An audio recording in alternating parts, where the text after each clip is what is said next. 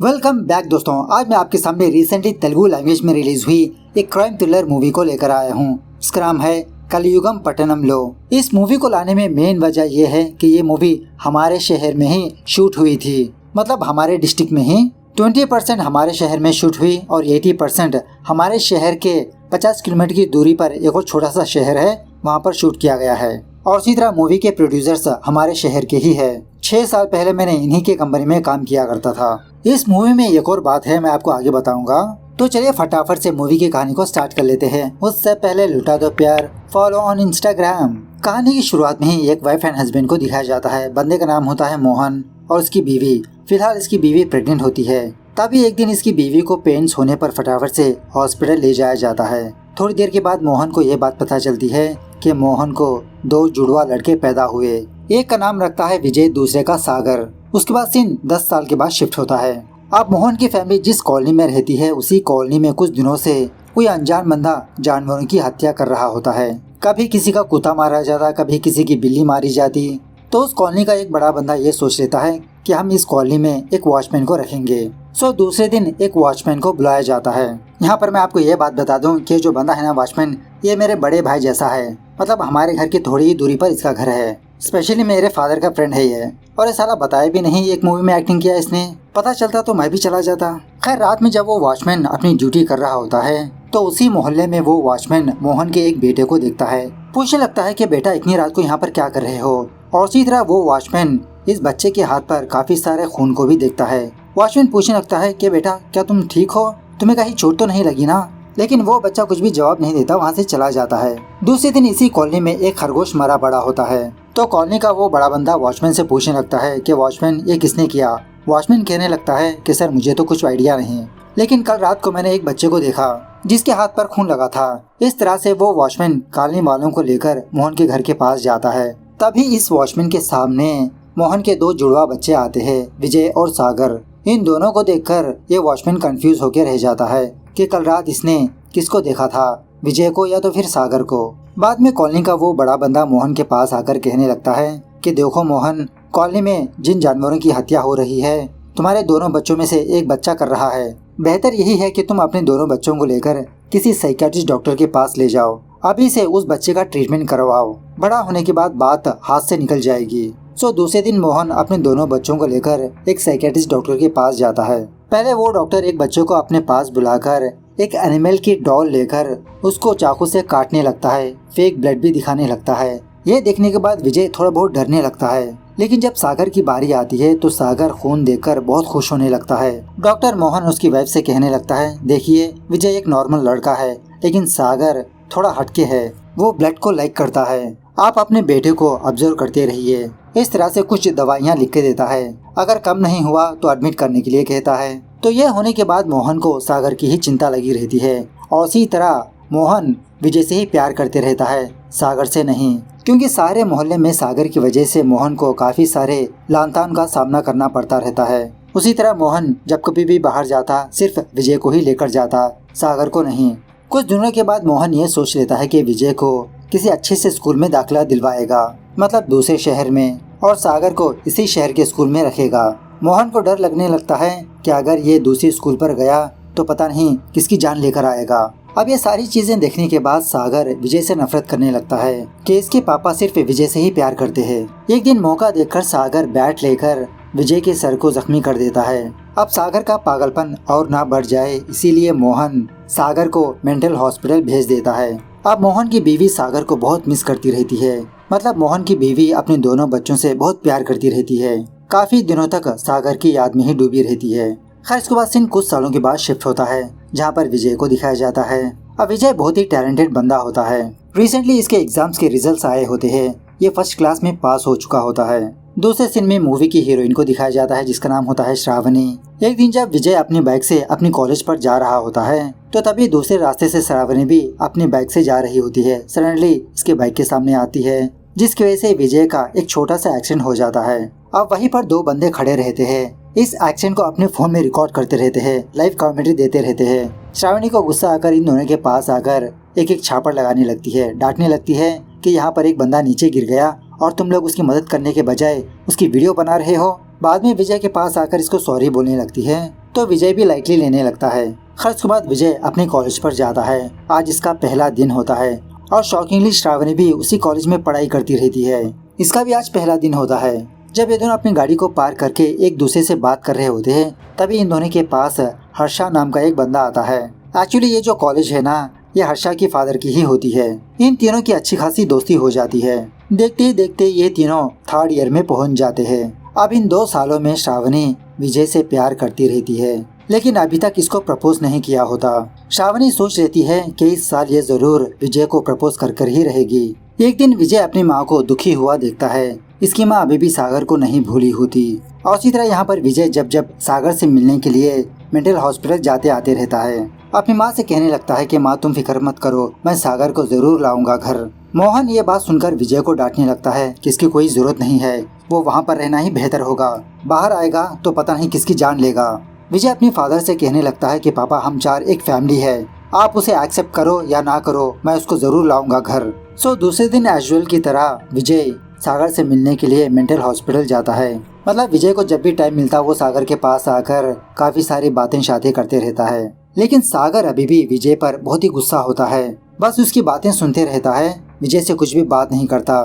खैर दूसरे दिन जब विजय कॉलेज पर आता है तो श्रावणी विजय के पास आकर कहने लगती है कि कॉलेज खत्म होने के बाद क्या तुम मुझसे ग्राउंड में मुलाकात करोगे, तुमसे एक जरूरी बात करनी है विजय। अब वहीं पर हर्षा भी होता है। विजय कहने लगता है ठीक है श्रावणी, मैं आ जाऊंगा। शाम होने के बाद श्रावणी विजय का इंतजार करती रहती है लेकिन विजय श्रावणी से मिलने के लिए आता ही नहीं। खैर उसी दिन आधी रात को कुछ लड़के कुछ घरों के खिड़कियों के पास जाकर मस्कीटो कॉइल को रखते रहते हैं और वो भी चोरी चुपके। दूसरे दिन जब श्रावणी विजय के पास आकर पूछने लगती है कि कल मैंने तुम्हारा बहुत देर तक इंतजार किया, क्यों नहीं आए तुम। विजय कहने लगता है अरे सॉरी श्रावणी, कल मेरी बाइक पंचर हो गई थी इसीलिए नहीं आ पाया। तो श्रावणी दोबारा विजय को किसी दूसरी जगह पर मिलने के लिए बुलाती है।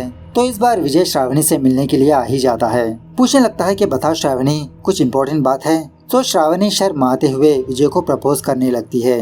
अब विजय भी इसके प्यार को एक्सेप्ट कर लेता है। ये दोनों हगिंग वगिंग करने लगते हैं। उसके बाद यहाँ पर एक रोमांटिक सा गाना चलने लगता है और स्पेशली ये गाना हमारे शहर के कॉलेज में ही शूट हुआ। खैर एक दिन श्रावणी कुछ काम से कहीं पर जा रही होती है। उस वक्त बारिश हो रही होती है तो उसी वक्त 2 गुंडों की नजर श्रावणी पर पड़ती है। सोचने लगते हैं कि ऐसी लड़की के साथ एक बार मजे लेना पड़ेगा यार। उस दिन से लेते हुए ये 2 गुंडे श्रावणी को हर जगह पर फॉलो करने लगते हैं। वो कहाँ पर जाती है, कहाँ पर आती है, किस टाइम कहाँ पर होती है। एक दिन श्रावणी विजय से मुलाकात करने के लिए किसी जगह पर आकर विजय का इंतजार करती रहती है। अब मौका देखकर वो 2 गुंडे श्रावणी के पास आते हैं। अकेला देखकर इसके साथ जबरदस्ती करने की कोशिश करने लगते हैं लेकिन श्रावणी इन दोनों का मुकाबला करते हुए इन दोनों को मार देती है। बात यह है कि श्रावणी ऑलरेडी जान चुकी होती है कि वो 2 बंदे उसको फॉलो कर रहे हैं, इसीलिए आज जानबूझकर श्रावणी इन दोनों को सुनसान जगह पर लाकर एक के बाद एक मार दिया। यहीं पर हमको एक और शॉकिंग बात पता चलती है कि जो कोई भी बंदा किसी औरत के साथ गलत हरकत करता है श्रावणी ऐसे मर्दों को चुन चुन के मारती रहती है और श्रावणी उन बंदों को ऐसे मारने लगती है कि दूसरे बंदे को भड़क तक भी नहीं लगती। सीन थोड़ा सा फ्लैशबैक में जाने लगता है। जब मोहन अपने दोनों बच्चों को लेकर साइकियाट्रिस्ट डॉक्टर के पास आया था उसी वक्त श्रावणी भी वहाँ पर मौजूद होती है अपनी माँ के साथ। बचपन में श्रावणी अपने आंटी के घर में पली बड़ी थी और श्रावणी का अंकल श्रावणी की आंटी को बहुत टॉर्चर किया करता था जिसकी वजह से एक दिन आंटी की मौत हो गई। श्रावणी की आंटी श्रावणी से हमेशा कहती रहती थी कि सारे मर्द एक जैसे होते हैं, कोई भी अच्छा नहीं है इस दुनिया में। तो वही बात श्रावणी के दिमाग में बैठ जाती है, इसीलिए श्रावणी मर्दों से नफरत करती रहती है। हर प्रेजेंट डे पर शहर में काफी सारी हत्याएं हो रही होती है तो एक हायर ऑफिसर एक लेडी पुलिस ऑफिसर को ये काम सौंपने का सोच लेता है। डिपार्टमेंट में इस लेडी ऑफिसर का नाम होता है टाइगर, क्योंकि टाइगर बिना किसी के सहारे से ये अकेले ही उस मिशन को कंप्लीट करती रहती है। अकेले ही गुंडों से फाइट करती रहती है, उन लोगों को मारती पीटती रहती है। तो वो हायर ऑफिसर टाइगर को अपने पास बुलाकर उस शहर के बारे में बताने लगता है कि कुछ दिनों से उस शहर में अजीब सी घटनाएं पेश आ रही है, कभी लड़कियों की हत्या, कभी लड़कों की हत्या। इस तरह से 2 केस सौंपने लगता है। पहला केस होता है हर्षा का कि कुछ दिनों से हर्षा एक अजीब का ड्रग्स का सेवन कर रहा है, पता नहीं वो ड्रग्स इसको कहां से मिला। हर्षा के माँ बाप का ये कहना है कि कोई जानबूझकर हर्षा को वो ड्रग्स दे रहा है, हर्षा पागलों जैसे बिहेव कर रहा है। दूसरा केस है अमृता का। ये अमृता हर्षा की कॉलेज में ही पढ़ाई करती थी लेकिन कुछ दिनों पहले इसने आत्महत्या कर लिया। देखा जाए तो उसकी जिंदगी में कुछ भी प्रॉब्लम्स नहीं थी। इस तरफ श्रावणी की फैमिली को दिखाया जाता है। श्रावणी का फादर को पैरालाइज हुआ होता है। तो एक दिन केरला में अपॉइंटमेंट लेकर श्रावणी की माँ अपने हस्बैंड को लेकर केरला जाने लगती है। दूसरी तरफ विजय और सागर का बर्थडे होने की वजह से विजय एक ही शर्ट सागर को देने लगता है। इसको विश करने लगता है, एडवाइस देने लगता है कि सागर तुम जल्द से जल्द ठीक होकर वापस घर आ जाओ। लेकिन सागर गुस्से में आकर विजय का गला दबाने लगता है, मतलब वही खिड़की से ही हाथ रखकर गला दबाने लगता है। आसपास के लोग आकर सागर को शांत करने लगते हैं। एट द सेम टाइम दूसरी तरफ टाइगर श्रावणी के घर पर आती है। टाइगर और कोई नहीं, श्रावणी की बड़ी आंटी की बेटी होती है। वही इसकी आंटी जो मर गई थी उसकी बेटी होती है। ऑफ कोर्स केस के सिलसिले में यहाँ पर आती है। इस तरफ विजय वापस अपने घर पर आता है। दिखने में ऐसा लगता है कि विजय बहुत ही गुस्से में है। थोड़ी देर के बाद विजय की माँ विजय के कमरे से हंसने की आवाज सुनती है। खिड़की से जब झांकती है तो इसको ये बात पता चलती है कि घर को आया हुआ विजय नहीं बल्कि सागर है, लेकिन ये बात किसी को नहीं बताती। खैर दूसरे दिन लेडी टाइगर अमृता के घर पर आती है अमृता की माँ से कुछ पूछताछ करने के लिए। पूछने लगती है कि उस दिन क्या हुआ था। अमृता की माँ कहने लगती है कि रोजमर्रा की तरह अमृता अपने कॉलेज गई थी, लेकिन वापस रोते हुए अपने घर पर आई थी। सुबह देखा तो उसने आत्महत्या कर लिया। पता नहीं उसके साथ क्या हुआ था। उसके बाद टाइगर अमृता के कमरे की तलाशी लेने लगती है तो टाइगर को खिड़की के पास मस्कीटो कॉइल नजर आता है। सोचने लगती है कि इस घर में मच्छर आने के चांस तो है नहीं, क्योंकि खिड़की को जाला है और ऊपर से घर में एसी है, तो ऐसे में अमृता ने कॉइल क्यों जलाया होगा। उसी रात टाइगर श्रावणी के पास आकर अमृता के बारे में पूछने लगती है कि अमृता तो तुम्हारी कॉलेज में ही पढ़ाई करती है ना, क्या तुम अमृता के बारे में जानती हो। श्रावणी यही कहने लगती है कि पता नहीं वो कैसे मर गई। और उसी तरह यहाँ पर श्रावणी अपने मामले को लेकर डरती रहती है। दूसरे दिन श्रावणी विजय से मिलने के लिए किसी जगह पर आती है, मतलब वो विजय नहीं होता सागर होता है। अपने आंटी के बारे में बताने लगती है। वही टाइगर कहने लगती है कि मैंने सोचा था कि मेरे माँ बाप जाने के बाद मैं घर में अकेली रहूंगी, हम दोनों अच्छे से टाइम स्पेंड करेंगे, लेकिन मेरी आंटी आ गई। अब शहर में लगातार लड़कियों की मौतें होती ही रहती है। पुलिस वालों को इसके बारे में कुछ भी क्लू नहीं मिलता। और इसी तरह यहाँ पर कुछ मरी हुई लड़कियाँ प्रेग्नेंट होती है। दूसरे दिन टाइगर को श्रावणी के बॉयफ्रेंड के बारे में पता चलता है कि श्रावणी का एक बॉयफ्रेंड है। पूछने लगती है क्या तुम्हारा बॉयफ्रेंड का कैरेक्टर अच्छा है। श्रावणी यही जवाब देने लगती है कि वो बेस्ट है, मैं उससे बहुत प्यार करती हूँ। टाइगर कहने लगती है चलो फिर तुम्हारे बेस्ट बॉयफ्रेंड से एक बार मुझसे मुलाकात तो करवाओ, देखते हैं तुम्हारी चॉइस कैसी है। बाद में टाइगर हर्षा के घर पर जाती है। वही ड्रग्स एडिक्ट बंदा। तो हर्षा अपने अंधेरे रूम में जिंदगी गुजारते रहता है और पागलों जैसी बातें करते रहता है। कुछ ज्यादा ड्रग्स लेने की वजह से साले का दिमाग सड़क चुका होता है। टाइगर अमृता के बारे में पूछने लगती है। हर्षा कहने लगता है मैंने ही अमृता को मार दिया। एक्चुअली मैं अमृता से बहुत प्यार किया करता था, लेकिन वो अमृता किसी दूसरे बंदे से प्यार करती थी। उसने मुझे धोखा दिया, इसीलिए मैंने उसको मार दिया। टाइगर समझ जाती है कि हर्षा नशे की हालत में ऐसी बातें कर रहा है। बाद में टाइगर हर्षा के माँ बाप के पास आकर हर्षा के बारे में कुछ पूछताछ करती रहती है। उसी वक्त श्रावणी टाइगर को कॉल करके विजय के बारे में बताने लगती है कि विजय भी तुमसे मिलना चाहता है। तो टाइगर और श्रावणी किसी जगह पर विजय का इंतजार करते रहते हैं, लेकिन वो बंदा नहीं आता। खैर दूसरे दिन सुबह सवेरे जब टाइगर अपनी नींद से जागती है तो अपने कमरे की खिड़की के पास एक मस्कीटो कॉइल को देखती है। इसको शक आकर ये फटाफट से श्रावणी के कमरे में जाती है।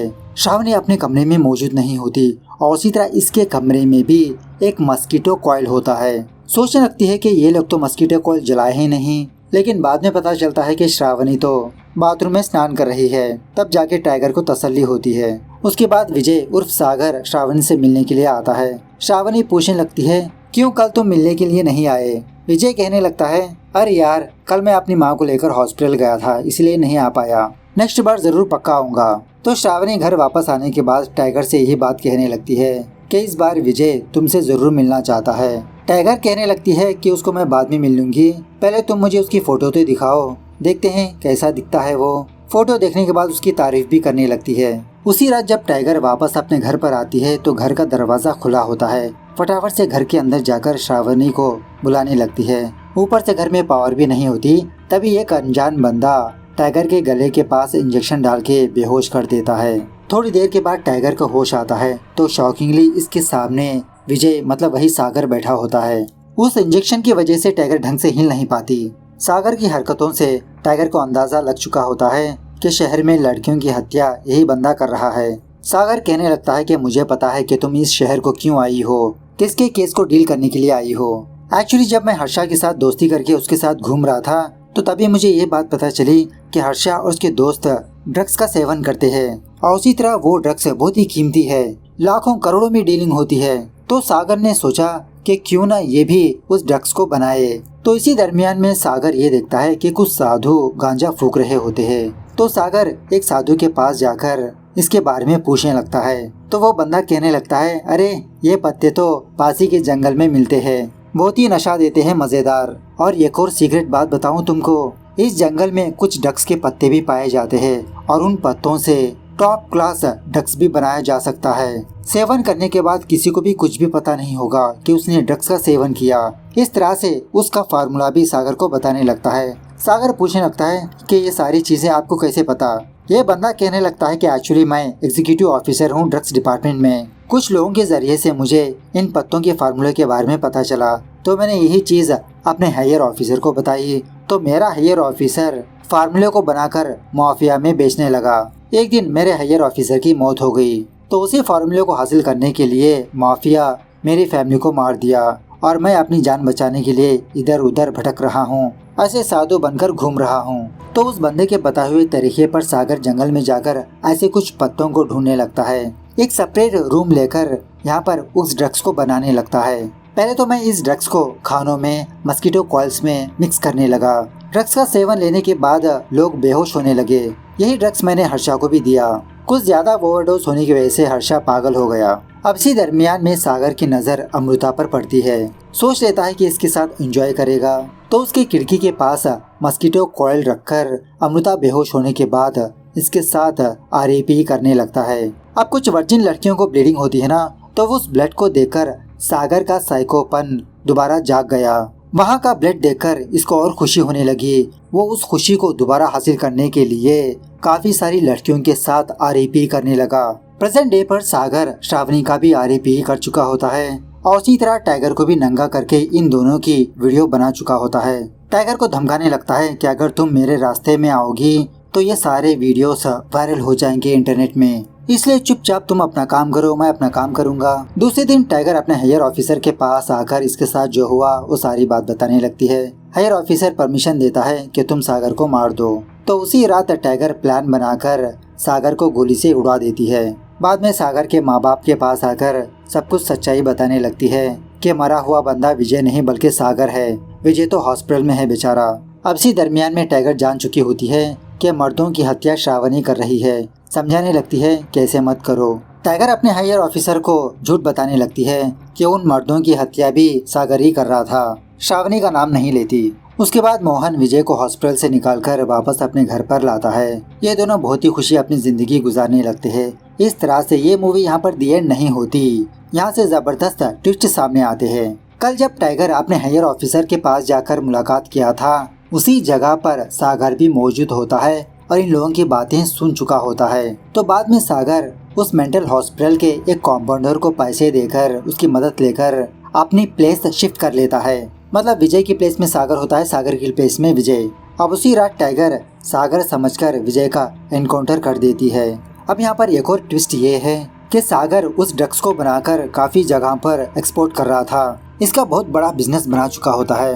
और इसी तरह मूवी के स्टार्टिंग में जो लड़के खिड़कियों के पास मस्कीटो कॉइल रख रहे थे ना, वो और कोई नहीं सागर के ही बंदे होते हैं। वो लोग मस्कीटो कॉइल रखते, सागर वहाँ पर जाकर आरएपी ही करता। मूवी में एक और ट्विस्ट ये है कि बचपन में सागर विजय से नफरत कर रहा था ना, उस वक्त सागर खुद बैट लेकर अपने सर को जख्मी करके विजय पर इल्जाम लगाने लगता है। जिसका मतलब इतने सालों तक जो बंदा मेंटल हॉस्पिटल में था वो सागर नहीं बल्कि विजय था। जब जब सागर विजय से मिलने के बहाने से उसके पास जाकर उसके खाने में वो ड्रग्स मिलाया करता था, सागर अपने माँ बाप के सामने, अपने फ्रेंड्स के सामने विजय की तरह एक्टिंग किया करता था, लेकिन अंदर इसका कुछ और ही बिजनेस था।